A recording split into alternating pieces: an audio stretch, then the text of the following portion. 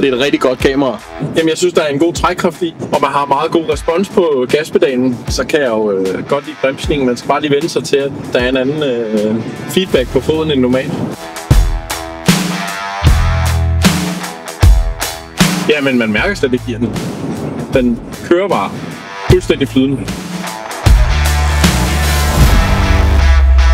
Det er jo skønt at køre elbil, og jeg kører selv i elbil og kunne aldrig drømme om at køre andet, og det er nemt for chaufføren, og det er bare komfortabelt på alle måder.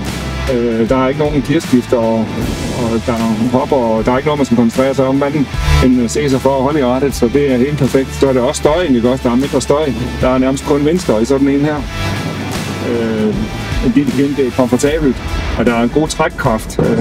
Der er masser af overskud hele tiden.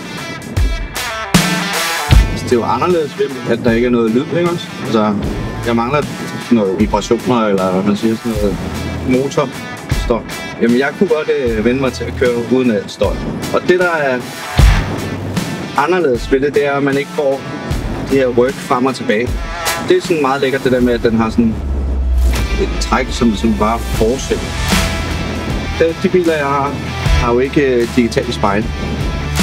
Og det er man kan anderledes. Ekstremt meget forhold til, hvad jeg sådan normalt kan se.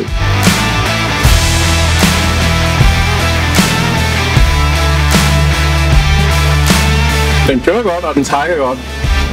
Og så den er rigtig fin retningsstabil også. Men det er altså også de bedste spejle, jeg har kørt med uden.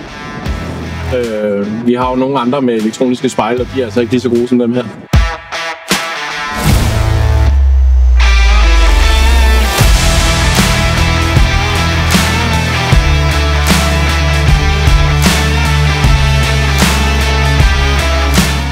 Jeg synes, den er rigtig kørbar.